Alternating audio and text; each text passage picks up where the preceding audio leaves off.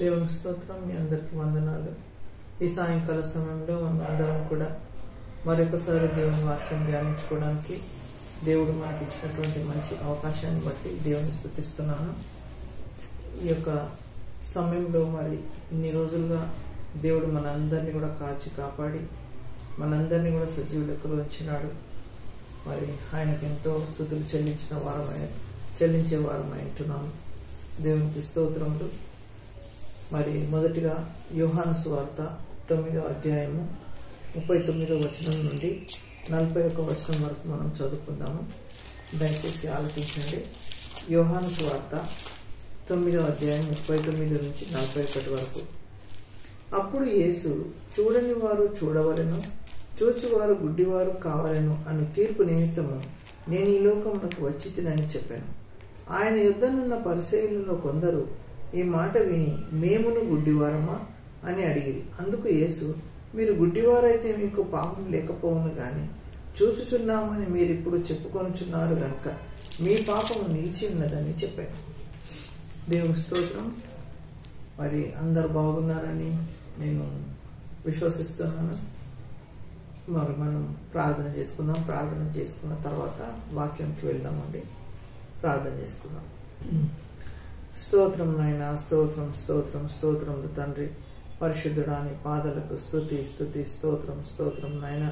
అయ్యా మహోన్నతుడు మహాగణుడు తండ్రి నాయన.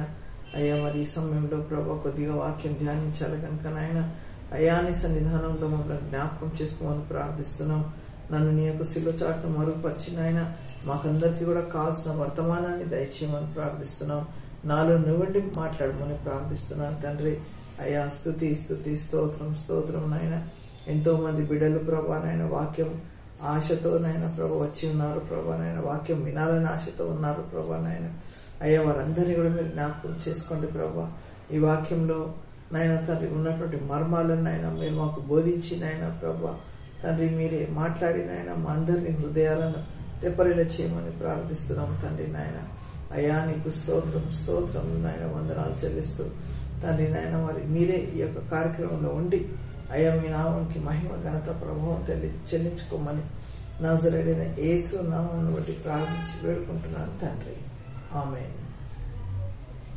దేవుని స్తోత్రం.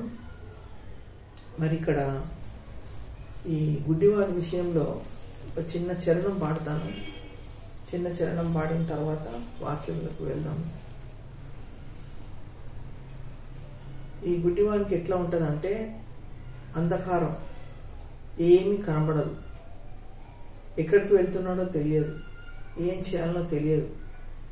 ఇప్పుడు కన్ను మనకు లేనట్లయితే వాక్యానుసారంగా శరీరం అంతా కూడా మనకు చీకటిగానే ఉంటుంది. కన్ను ఒకవేళ మనకు మంచిగా కనబడుతుంటే ఆ వెలుగు మన శరీరం అంతా ఉన్నట్టుగా మనకు అనిపిస్తుంటుంది. కనుక మరి గుడ్డి వాళ్ళకు పాపం అంటే కన్ను లేనటువంటి వారికి వాళ్ళకు ఏమీ తోచదు. దాంట్లో వాళ్ళకు ఏముంటుందంటే గాఢాంధకారమే ఉంటుంది. ఏమీ తెలియనటువంటి పరిస్థితుల్లో వాళ్ళు ఉంటారు. అంధకారలోయా ఇది అరణ్య ప్రయాణమిది,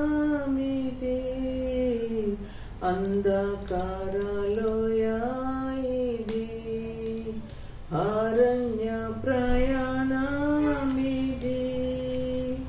ముందార మరుగైన స్థితి మోక్షం మట్టుకు నీవే గతి, ముందార మరుగైన స్థితి మోక్షం మట్టుకు నీవే గతి, పృథ్వీలిమ్ము ప్రకాశించి పోగొట్టు మా చీకటిని, ప్రోత్సాహముతో నెమ్మదిన్ పుట్టించు మా పరంజ్యోతి, ప్రోత్సాహముతో నెమ్మదిన్ పుట్టించు మా పరంజ్యోతి, ఏ దారిని పట్టావలే ఎప్పుడెట్లు వెళ్ళావలే, ఏ దారిని పట్టావలే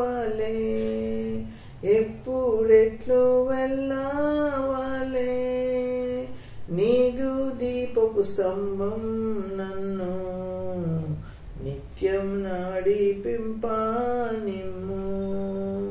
నీదు దీపపు స్తంభం నన్ను నిత్యం నడిపింప నిమ్ము. హల్లెలూయా. దేవునికి స్తోత్రం అండి. ఇప్పుడు ఈ వాక్యం సారాంశంలో మనం ఒక గుడ్డివాని విషయంలో ధ్యానించుకుంటూ ఉన్నాము. ఇక్కడ 9వ అధ్యాయం 39వ వచనంలో అక్కడ యేసు ప్రభు ఏమంటున్నాడంటే, అప్పుడు యేసు, చూడని వాడు చూడవలెను, చూచువారు గుడ్డివారు కావలెను అను తీర్పు నిమిత్తము నేను ఈ లోకమునకు వచ్చి తినని చెప్పాను. ఇక్కడ దేవుడు ఆధ్యాత్మిక అంధత్వం విషయంలో మాట్లాడుతున్నాడు. ఇక్కడ పరిసయ్యులను మనం చూస్తున్నాము. అక్కడ వాళ్ళు ఎంతో గర్వంతో ఉన్నారు. అయితే ఆ గర్వంలో దేవుడు చేసినటువంటి అద్భుత కార్యాలు వాళ్ళు చూడలేనటువంటి పరిస్థితి. అంటే వాళ్లకు ఉన్నటువంటి ఆధ్యాత్మిక అంధత్వం ఏదైతే ఉన్నదో దాన్ని బయటికి తీయాలని దేవుని ఉద్దేశమై ఉంటున్నది. అయితే చూడని వారు చూడవాలని అంటున్నాడు. అయితే చూడని వారు చూడవాలని అంటే ఎవడైతే గుడ్డివాడుగా ఉన్నాడో వాడు చూడాలంటున్నాడు. అంటే వాడు పుట్టుగుడ్డివాడు. అక్కడ ఇది చాలా అద్భుతం. పుట్టుగుడ్డివాడు కావాలనంటే, పుట్టుగుడ్డివాడికి స్వస్థత కావాలనంటే అది చాలా ఆశ్చర్యకరమైన మరి అద్భుతం అన్నమాట. అయితే దేవుడు ఇక్కడ, యేసుప్రభు ఇక్కడ గుడ్డివాడిని బాగు చేస్తున్నట్టుగా మనం చూస్తూ ఉన్నాం.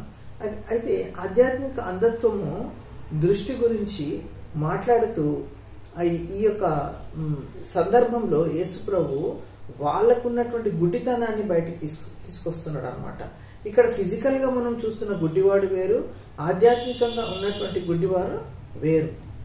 అయితే ఇక్కడ మరి ఇంకొక నెక్స్ట్ వర్స్ మనం చూసుకున్నట్లయితే,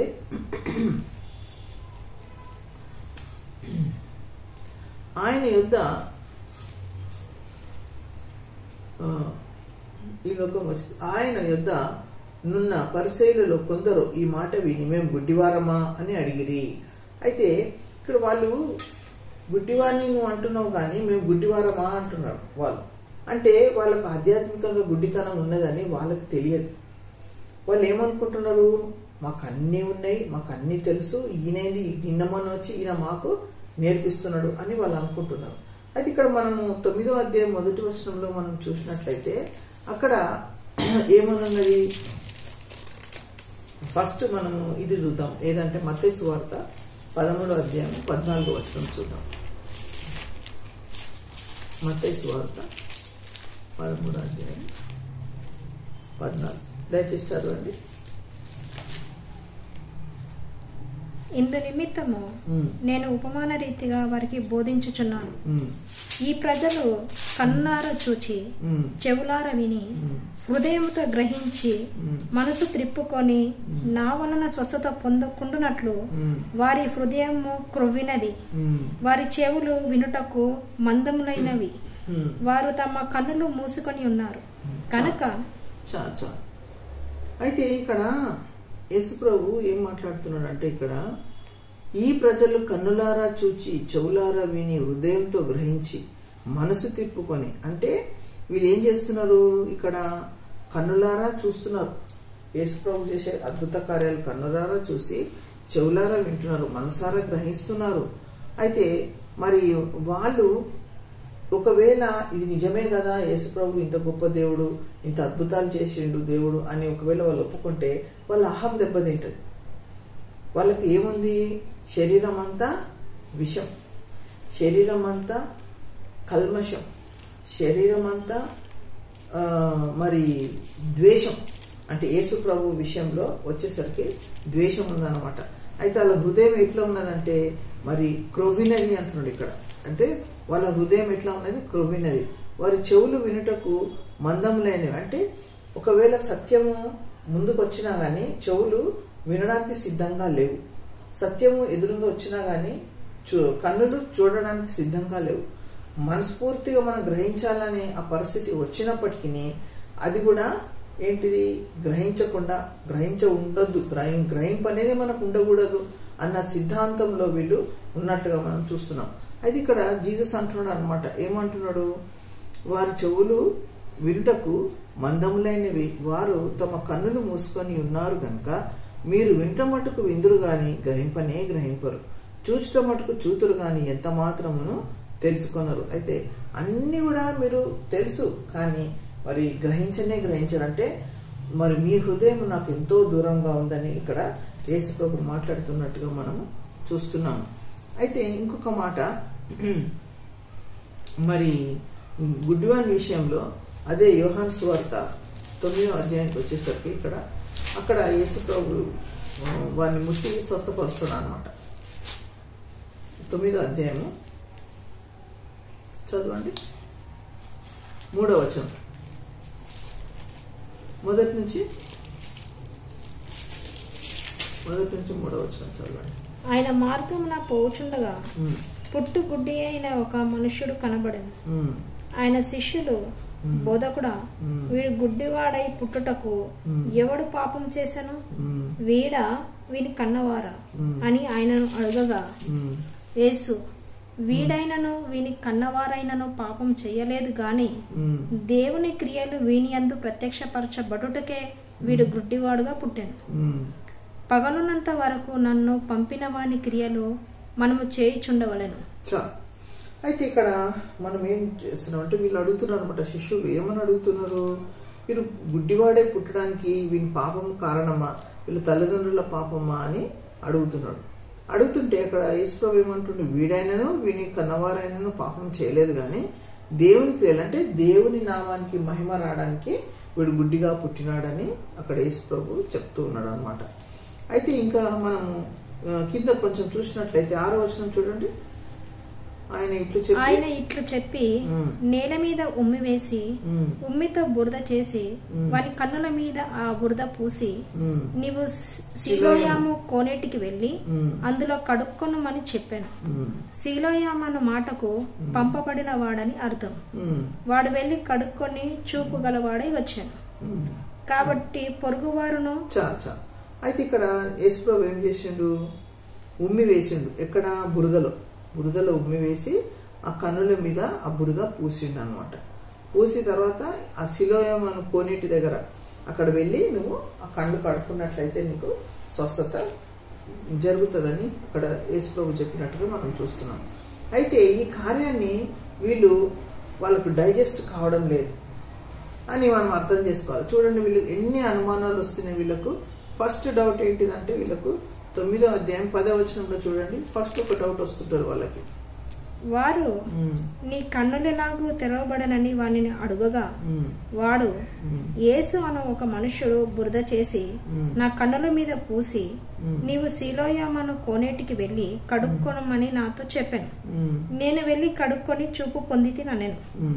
వారు ఆయన ఎక్కడనని అడుగగా వాడు, నేను ఎరుగననెను. అయితే ఫస్ట్ డౌట్ వీళ్ళకి వచ్చింది. ఏమని వచ్చింది వీళ్ళకు? నీ కన్నులు ఎట్లా నీకు ఈ గుడ్డితనం ఎట్లా పోయింది, ఎవరు బాగా చేసిండ్రు నేను అని అంటే వాడు ఏం చెప్తున్నాడు, ఇక్కడ యేసు అని ఒక మనుషుడు ఉన్నాడు, నా కన్నులకు ఏం చేసిండు, బురద పూసి నేను అక్కడ సిలోయం అక్కడ కోనేటి దగ్గరకు వెళ్ళి కడుక్కున్నప్పుడు నాకు స్వస్థత వచ్చింది. ఆ మనుషుడు ఎక్కడికి వెళ్ళిండు నాకు తెలియదు అంటాడు. ఫస్ట్ ఏంది, వీళ్ళకి డైజెషన్ అయితలేదు ఏది, ఈ యొక్క స్వస్థత. మళ్ళీ ఇంకొకసారి ఇంకో డౌట్ అడుగుతున్నారు వాళ్ళు. చూడండి అదే అధ్యాయంలో 17వ వచనం చూడండి.